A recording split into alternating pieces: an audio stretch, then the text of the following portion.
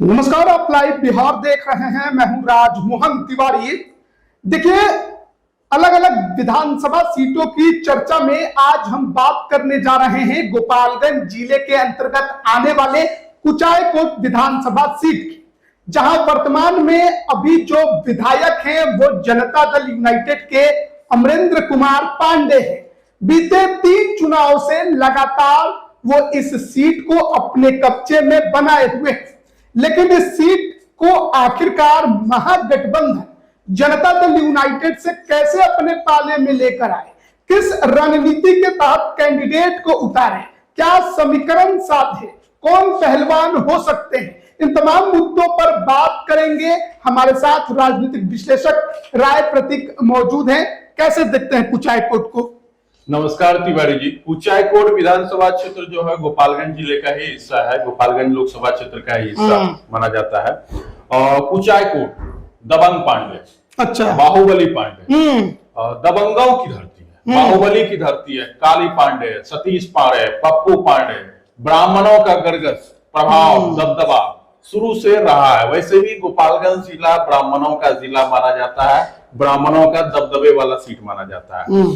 राजनीतिक इतिहास से ही हम देख लें, लेकिन ये जो कुचायकोट विधानसभा सीट रहा है ना, ये शुरू से ब्राह्मण बनाम भूमिहार की सीट रही है और ये आपस की सीट रही है। यहाँ पे ब्राह्मण और भूमिहार के अलावा कभी कोई मुख्य मुकाबले में चुनाव भी नहीं लड़ा और कोई जीता तो संभव ही नहीं है। अच्छा, केवल ब्राह्मण और भूमिहार, सिर्फ ब्राह्मण और भूमिहार ही विधायक इस विधानसभा सीट पे। तो कुचायकोट विधानसभा क्षेत्र जो है वो शुरू से अस्तित्व में था, लेकिन बीच में 1972 के बाद जो 77 में परिसीमन हुआ तो कुचायकोट का अस्तित्व समाप्त हो गया और कटैया सीट जनरल कर दिया गया चुनाव लड़ने के लिए। पहले कटैया रिजर्व होता था। तो 77 तक कुचायकोट रहा, फिर 77 से 2005 तक कटैया रहा, फिर 2005 के बाद से 2010 से कुचायकोट हो गया, 2008 के परिसीमन के बाद। तो कुचायकोट विधानसभा क्षेत्र के प्रथम विधायक हुए शिव कुमार पाठक। चर्चा करेंगे जिसमें हम जाति सामाजिक समीकरण की चर्चा करेंगे, उसमें उसके भौगोलिक जो फेरबदल हुआ है उस पर हम आएंगे। तो पहले देख लेते हैं 1952 में शिव कुमार पाठक यहाँ से विधायक हुए, ब्राह्मण। 1957 में वाचस्पति शर्मा, 1962 में शिव कुमार पाठक, ब्राह्मणों का सिलसिला चल रहा है।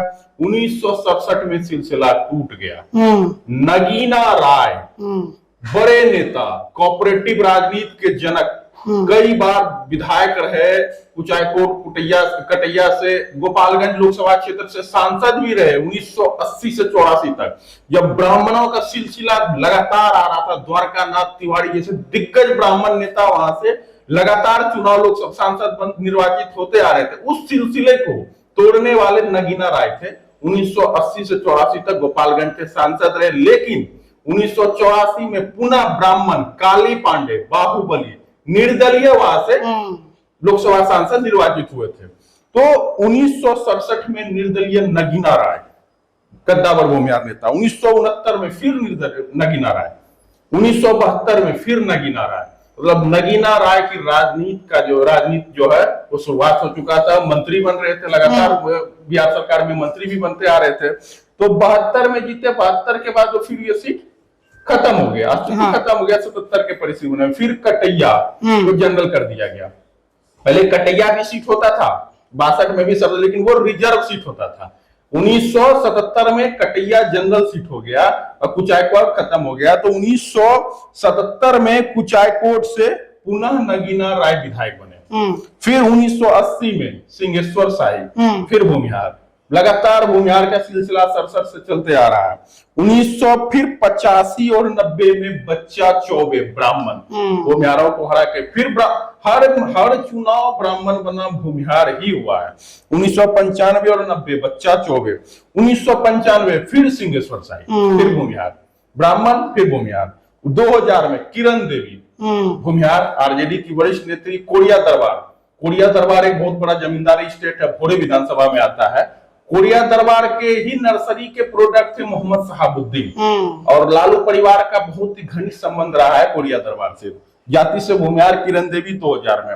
फिर 2005 के दोनों चुनाव में अमरेंद्र कुमार पांडे जीते बहुजन समाजवादी पार्टी के बसपा के सिंबल पे।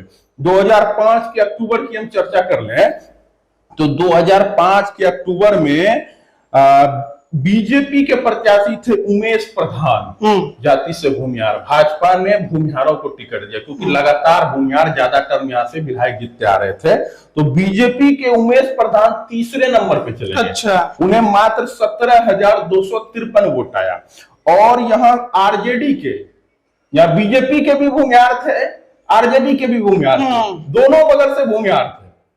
तो आरजेडी के भूमिहार को आया 33,821 वोट किरण देवी को, पूर्व विधायक को, और बीजेपी के उमेश प्रधान को 17,253 वोट। इन दोनों के बीच में बसपा के ब्राह्मण उम्मीदवार बाहुबली सतीश पांडे के बेटे अमरेंद्र कुमार पांडे और पप्पू पांडे, उनको 38,024 वोट मत प्राप्त हुआ। महज 4,45 वोट के अंतर से बसपा के टिकट पे 2005 में कटैया से विधायक निर्वाचित हो गए अमरेंद्र कुमार पांडे। फिर 2010 में परिसीमन हुआ। पहले क्या होता था, कटैया इसमें जो हमारा विधानसभा होता था कटैया होता, इसमें कटैया वाला ब्लॉक होता था, तो कुचायकोट जो नया विधानसभा क्षेत्र है इसमें कटैया प्रखंड नहीं था। अब जो आया है इसमें कुचायकोट प्रखंड के साथ साथ पिछड़ों की बड़ी संख्या वाली पंचदेवड़ी ब्लॉक को इसमें शामिल किया गया। और कटैया जो था, जो भूमिहार का प्रभाव वाला, उसमें भी वो भी पिछड़ी जाति की संख्या वहां पे ज्यादा है। देखिए गोपालगंज जो जिला रहा है ना, जमींदारों का जिला रहा है, जमींदारों का बसाक रहा है, घनत्व तो कम रहा है, प्रभाव ज्यादा है, तो कटैया चला गया भोरे विधानसभा क्षेत्र में जो रिजर्व सीट है। तो यहां से देख लीजिए 2010 में परिसीमन के बाद चुनाव हुआ, जदयू के प्रत्याशी हो गए अमरेंद्र कुमार पांडे, पप्पू पांडे, और उनके सामने जो है उस समय 2010 में कांग्रेस अकेले लड़ रही थी, आरजेडी और लोजपा का गठबंधन। बिल्कुल। तो कांग्रेस से प्रत्याशी बने महेश राय। ये कौन महेश राय है? नगीना राय के बेटे। ये अभी गोपालगंज कोऑपरेटिव बैंक के चेयरमैन भी हैं, बिस्कोमान के निदेशक रहते हैं, बड़े कोऑपरेटिव नेता है। और नगीना राय का कोऑपरेटिव के राजनीति में कोऑपरेटिव का जनक बोला जाता था। तपेश्वर सिंह, नगीना बाबू, राजू सिंह, ये सब कोऑपरेटिव राजनीति के धुरंधर थे। तो उस समय भी जो है पप्पू पांडे 2010 में जो है विधानसभा चुनाव जीतने में कामयाब रहे। उस समय निर्दलीय लड़े थे उमेश प्रधान, जो बीजेपी के प्रत्याशी होते थे, वो भी टिकट मांग रहे थे। बीजेपी की सीट थी, बीजेपी की सीट वो 2005 में लड़े थे, 2010 में पुनः बीजेपी के तीसरे नंबर पे चले गए थे। और पप्पू पांडे जो बसपा में थे, हाथी चाप से चुनाव जीते थे, वो जदयू में आ गए, तो बीजेपी की ये सीट नहीं रही। बीजेपी जदयू गठबंधन में चुनाव लड़ी थी। तो भूमिहार जो थे उमेश प्रधान, वो भी अभी भी राजनीति करते हैं भाजपा के, वो निर्दलीय चुनाव लड़ गए क्योंकि जब गठबंधन में सीट चला गया तो उनको निर्दलीय 16,000 वोट। तो राजनीति वहां से समीकरण के बाद से गड़बड़ाया और परिसीमन के बाद से गड़बड़ाया। 2010 के बाद 10 के चुनाव तक वहां ब्राह्मण भूमिहार लड़ते रहे। 15 और 20 में ब्राह्मण बनाम ब्राह्मण की लड़ाई हुई। बाहुबली के सामने बाहुबली को उतारा गया। 2015 में लोजपा की टिकट, महागठबंधन था, लालू जी, नीतीश जी, कांग्रेस साथ चुनाव लड़ रही थी, तो उसमें लोजपा के टिकट पे काली पांडे को चुनाव लड़ाया। मामूली वोट से हारे, 4-5 हजार से वोट से मतों से हार हुई। लेकिन 2020 के चुनाव में काली पांडे फिर कांग्रेस के उम्मीदवार हो गए, बड़ी हार हुई, तकरीबन 20-25 हजार से ज्यादा मतों से चुनाव वो हारे हैं। अब तो काली पांडे तो गोपालगंज से भी विधायक रहे, गोपालगंज से सांसद रहे, तो काली पांडे की उम्र हो चुकी है। बाहुबली नेता है, उनकी उम्र 80 से ज्यादा हो चुकी, इतना स्वस्थ है कि वो सही से भी मतलब घूम फिर भी नहीं पा रहे हैं। काली पांडे के बेटे जरूर सक्रिय है राजनीति में, लेकिन चर्चा करेंगे। पहले सामाजिक समीकरण एक बार देख लेते हैं कि कुचायकोट का विधानसभा क्षेत्र का सामाजिक समीकरण क्या कहता है। मैंने कहा ना, गोपालगंज जमींदारों का जिला है, यहाँ की सारी सीट मिश्रित आबादी वाली ही सीट होती है। तो कुचायकोट जो टोटल वोटर 3,49,000 है, जिसमें एससी वोटर 43,000 है, एसटी 12,000 है। एसटी की संख्या उधर होगा, गोंड वगैरह सब होते हैं उधर। मुस्लिम जो है 49,000 है, यादव 27,000 है। यादव अपेक्षाकृत कम है। वैश्य समाज 58,000 है, बड़ी संख्या है वैश्य समाज, कई सारी जातियां हैं वैश्य समाज में। ब्राह्मण 38,000 है, ब्राह्मणों की संख्या 38,000 है, 38 से 40 भी बोलते हैं। भूमिहार की संख्या 30 से 32,000 है। ब्राह्मण और भूमिहार के बीच में 7,000, 8,000, 10,000 वोट का अंतर है। 7-8 हजार वोट का अंतर है। राजपूत 7 हजार है। राजपूतों की संख्या गोपालगंज जिले में कुचायकोट विधानसभा क्षेत्र में अपेक्षाकृत बहुत ही कम है, 6-7 हजार वोट है। उसके बाद आप देख लीजिए कोयरी 18 हजार है। पंचदेवड़ी जो ब्लॉक है उसमें कोयरी बहुलता में कोयरी 18 हजार है। कुर्मी धानुक भी है, मतलब कुर्मी 18 से 20 हजार, कोयरी 20 हजार प्लस है। 18 से 20 हजार कोयरी है और कुर्मी धानुक भी तकरीबन आपको 20 हजार के आसपास है। कह सकते हैं कि कोयरी कुर्मी धानुक मिला के 40-45 हजार संख्या हो जाती है। और अदर्स जो 55 एबीसी ओबीसी वोट बढ़ता है वो 42 हजार है।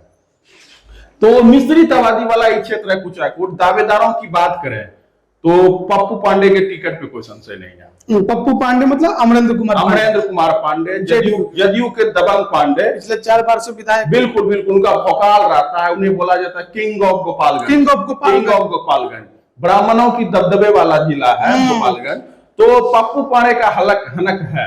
पहले तो भूमियारों से बीच में, चूंकि ब्राह्मण और भूमियार आपस में उनकी लड़ाई होती थी उस सीट पे, तो थोड़ा सा रिश्ते जो है वहां का सामाजिक संतुलन बिगड़ा हुआ था। लेकिन हाल के दिनों में देखा जा रहा है जितने भी बड़े बड़े भूमियार नेता है, चाहे एमएलसी गप्पू बाबू हो या उमेश प्रधान हो, सब कोई पप्पू पांडे के टीम के लोग हो गए हैं। सब लोग साथ घूमते हैं, साथ बैठते हैं, तो कहानी अलग है। लेकिन यहाँ अगर दावेदारों की बात करें तो जदयू में कोई वैकेंसी नहीं है। एनडीए में जदयू से पप्पू पांडे ही उम्मीदवार होंगे, सिटिंग विधायक है, इसमें कोई संशय नहीं है। संशय है महागठबंधन में। पिछले बार महागठबंधन गोपालगंज जिले में 2 विधानसभा सीट लड़ी थी, गोपालगंज और कुचायकोट। तो गोपालगंज में उपचुनाव हुआ, वो सीट आरजेडी लड़ रही, कपूर साहब के परिवार से लड़े थे, वहां पे 3 नंबर पे चले गई थी कांग्रेस 2020 में। तो कांग्रेस की वो सीट खत्म हो गई, वहां से वैश्य समाज का उम्मीदवार आया तो उन्होंने बहुत कड़ी टक्कर दी उपचुनाव। वो तो ओवैसी और साधु यादव की वजह से ही गोपालगंज चुनाव जो आरजेडी हारने में कामयाब हुई थी, हार गई थी। तो वो सीट कांग्रेस की चली गई।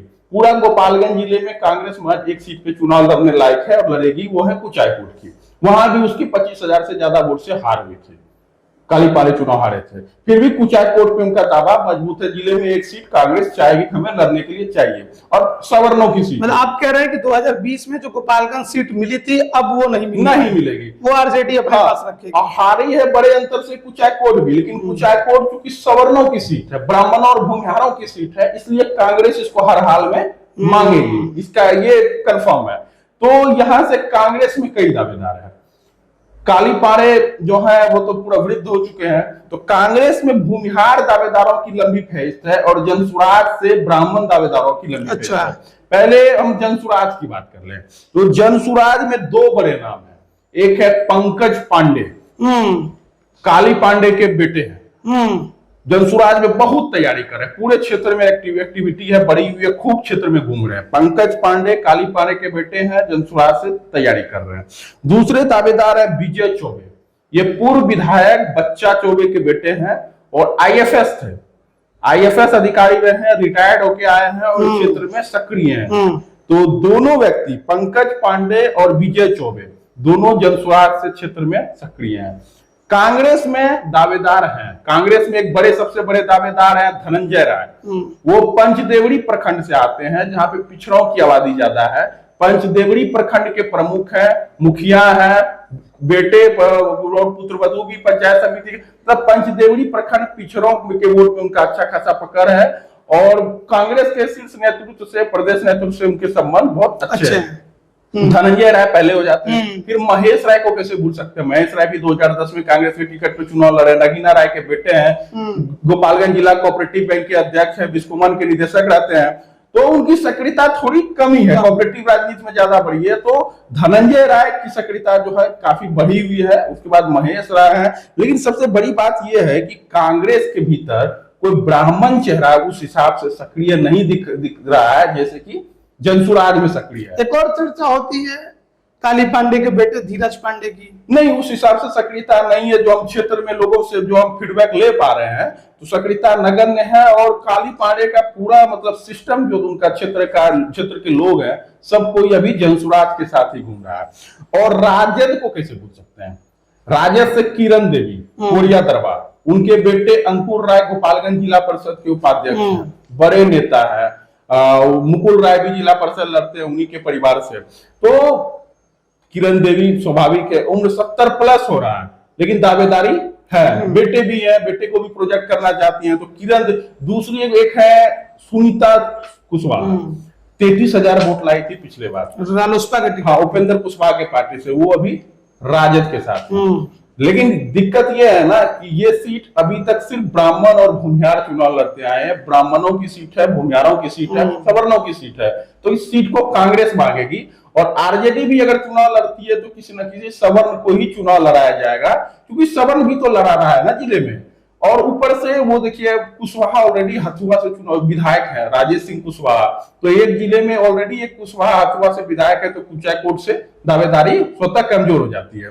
तो गोपालगंज जिला है, सबों को सामंजस्य करके समीकरण बैठाना है इंडिया अलायंस को।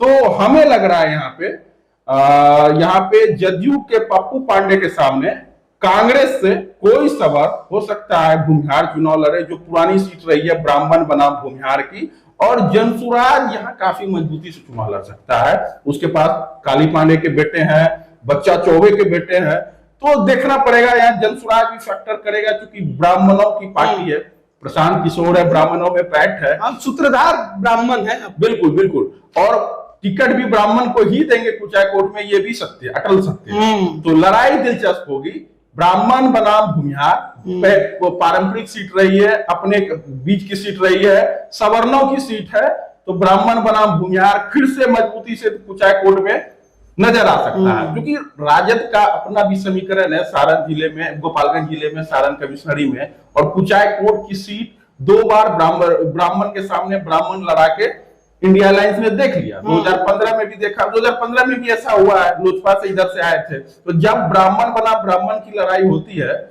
तो फिर उसमें नुकसान हो जाता है, क्योंकि ब्राह्मणों का वोट जो है एनडीए के, पप्पू पांडे का ज्यादा प्रभाव है, एनडीए जेडीयू का मतलब, हाँ, एनडीए की तरफ चला जाता है। तो ऐसे में कुछ ना कुछ बदलाव देखने को मिल सकता है। तो देखते हैं कुचायकोट किस करवट जाता है। बिल्कुल, अब देखना बड़ा दिलचस्प होगा कि ब्राह्मण बनाम ब्राह्मण की लड़ाई कुचायकोट में होगी, या ब्राह्मण बनाम भूमिहार की, या फिर महागठबंधन कोई और जातीय समीकरण का कार्ड खेलेगा। बड़ा दिलचस्प है। अमरेंद्र कुमार पांडे बीते 4 चुनाव से लगातार जीत रहे हैं, कोई हरा नहीं पा रहा है, चाहे एनडीए खेमे में हो तब जीते, या फिर 2015 में जब महागठबंधन के खेमे में गए तब भी जीते, बीता हुआ चुनाव भी जीते और अच्छे मार्जिन से जीते। ऐसे में देखना होगा कि इस बार उनको परास्त करने के लिए तेजस्वी यादव किसे पहलवान बनाकर उतारते हैं, और प्रशांत किशोर यहाँ कौन सा खेल कर पाते हैं। आप इस पर क्या राय रखते हैं, कमेंट करके जरूर बताएं। आप सभी का बहुत बहुत धन्यवाद।